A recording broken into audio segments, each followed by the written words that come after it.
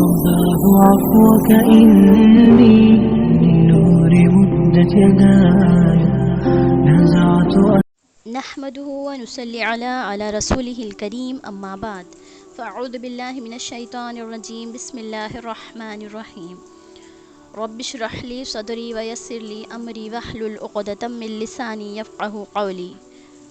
السلام علیکم ورحمۃ اللہ وبرکاتہ.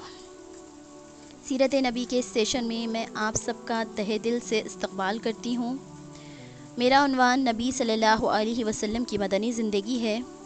سید المرسلین حضرت اقدس محمد صلی اللہ علیہ وسلم تاریخ کے وہ عظیم شاہکار ہیں جنہیں اللہ نے تمام اولین اور آخرین کے لیے بطور نمونہ پیدا کیا. اس سے آپ صلی اللہ علیہ وسلم کی زندگی کا ہر لمحہ اس قابل ہے کہ اس سے رہنمائی لی جائے. ہجرت مدینہ تاریخ اسلام کا ایک نہایت ہی اہم واقعہ ہے جس سے آپ صلی اللہ علیہ وسلم اور آپ کے ساتھیوں کی زندگیوں کے ایک نئے دور کا آغاز ہوا اور اسلام کے غلبے کی راہ ہموار ہوئی.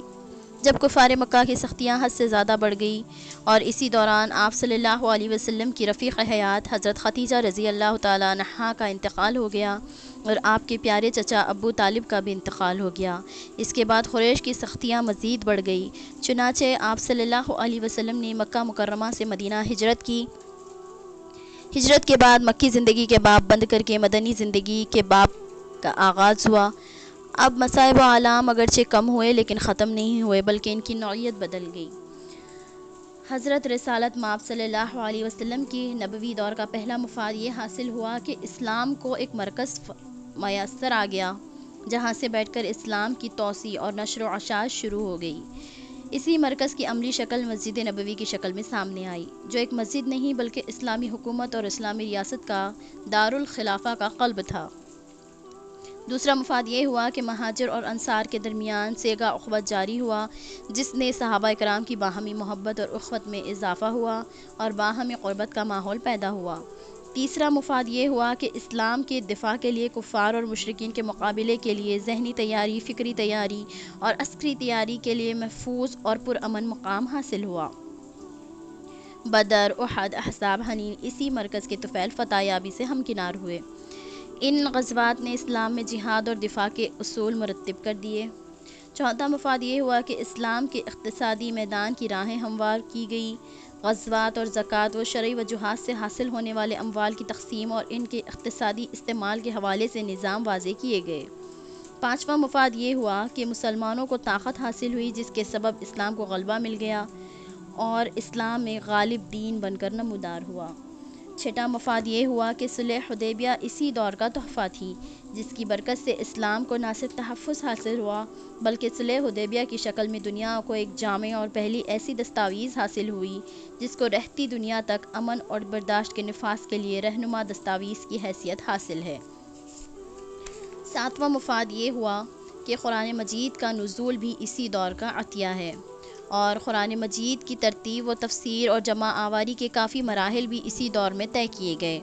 آٹھواں مفاد یہ ہوا کہ مختلف ممالک، ریاستوں، قبائل اور کفار اور مشرکین کے گروہوں کے ساتھ رابطے کیے گئے اور حجت تمام کی گئی اور آنے والی نسلوں، حکمرانوں اور بادشاہوں کے اموار خارجہ کا اسلوب اور انداز بتایا گیا جسے اختیار کر کے وہ سنت نبوی صلی اللہ علیہ وسلم کے مطابق نظام خارجہ چلا سکتے ہیں اور مسلمانوں کے علاوہ دیگر اقوام کے ساتھ رابطے اور برتاؤ کے اصول واضح کر سکتے ہیں. نواں مفاد یہ ہوا کہ مدنی دور میں اسلام کے اصول دعوت اور تبلیغ مرتب و رائج کیے گئے اور قرآنی احکام کے تحت بتایا گیا کہ لوگوں کو اسلام کی طرف بلانے اور راغب کرنے کے لیے کون کون سے اور کیا کیا طریقے اختیار کیے جائیں تاکہ مستقبل میں کوئی منفی یا مضر طریقہ اختیار کرنے سے اجتناب کیا جا سکے.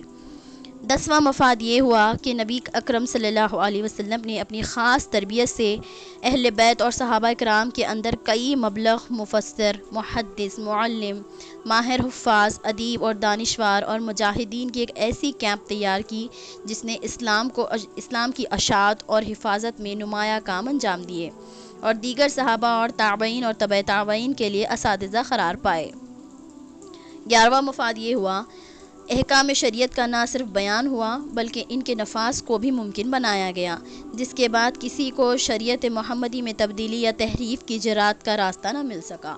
12واں مفاد یہ ہوا کہ دیگر جنگوں کے علاوہ فتح مکہ بھی نصیب ہوئی، جس نے کفر کے تابوت میں آخری کیل کا کام کیا، اور کفار مکہ بغیر کسی جنگ و جدال اور قتل و قتال کے مفتوح ہو گئے، اور اللہ کے گھر پر اللہ کا پرچم اللہ کے نبی اور اللہ کے ولی کے ہاتھوں نصب ہوا۔